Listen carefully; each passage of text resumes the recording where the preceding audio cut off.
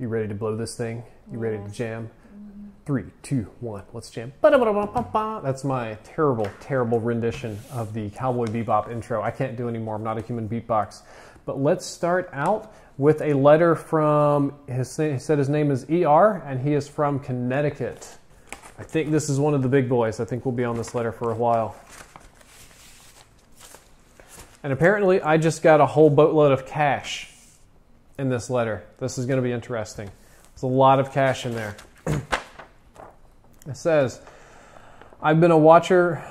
Hey Drifter, I've been a long-time watcher, and you are one of my favorite YouTubers. I've been watching since Black Ops 2, and I enjoy your videos and your streams. I'm a person very interested in history and politics, and in the envelope, I want to give you some paper money from all over the world, and I will list the countries below.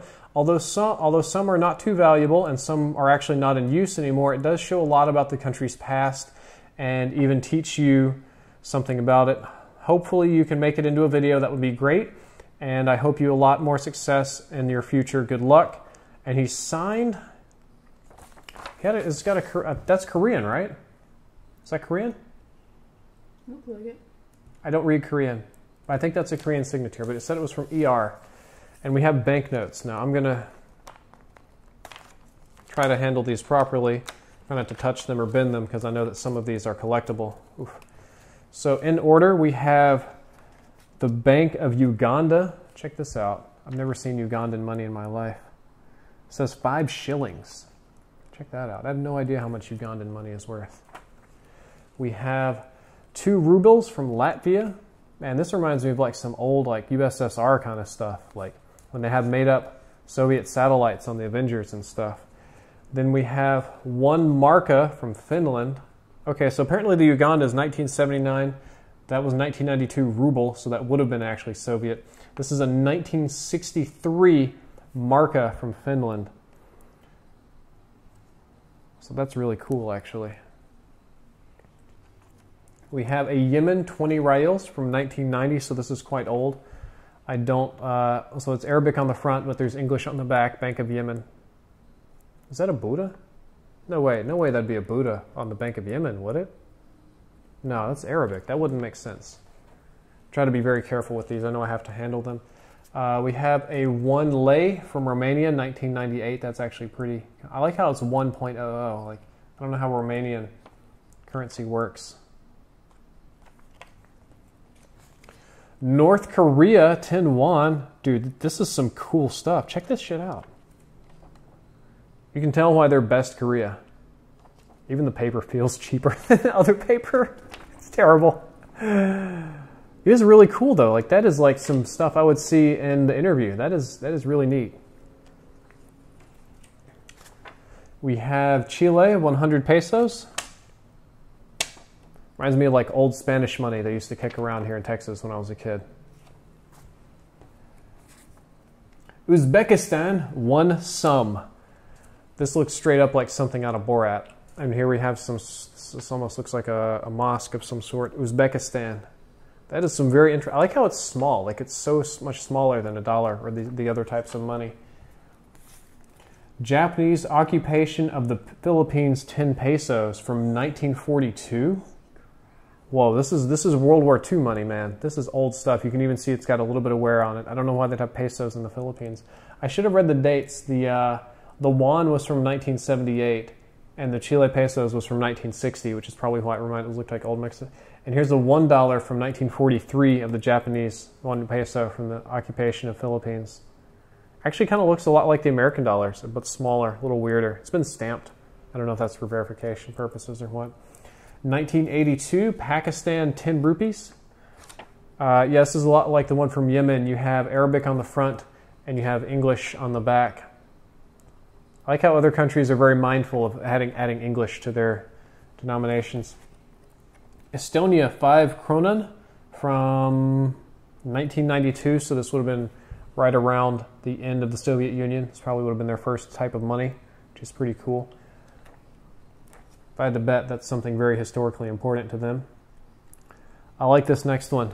Yugoslavia, 5 million dinara from 1993, also right after the collapse of the Soviet Union.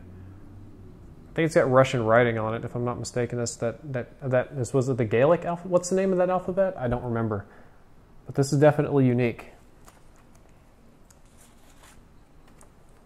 And then we have Colombia 10 pesos from 1978.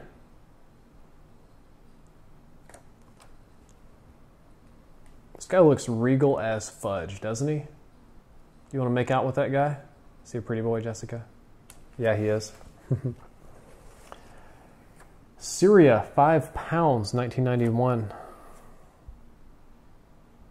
I like how on the back it's like a woman working in the fields. It's terrible. You know that in those little blank spots, there's, if you hold it up to the light, there's pictures, right? Oh yeah, it has a horse in the blank spot. Here's your need it. Great Britain, 5 pence, 1972. That is really tiny, bro. This is like Monopoly money. This straight up, if you gave me this, I would throw this in the garbage. I wouldn't think this is real money. That is really unusual, but it's very, very high print quality. Sudan, 25 pastries? Looks like pastries from 1985. Very small Monopoly money, probably copying the British.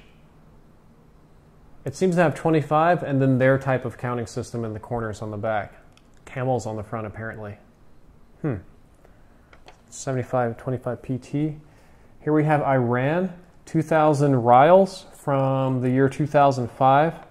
And you can see the sheikh on the front. He's a sheikh, right? No, is that Ayatollah? Man, I cannot remember. I'm pretty sure that's a sheikh. Man, I'm going to sound really dumb if I have that wrong. It's the supreme leadership of that country, and I should know this. I've read this 1,000 times. And it's got, okay, that's the grave of Muhammad on the back at Mecca, if I'm not mistaken. So you can see what they value in their country. It's very strongly religion on the money. And last in, Soviet Union, 1999, 1 ruble. Oh yeah, we got some old Soviet money. I see CCPs, old writing. Now this looks a lot like Monopoly money. It's like they wanted to save by just making their bills smaller. It's even been stamped on the front. That's really cool.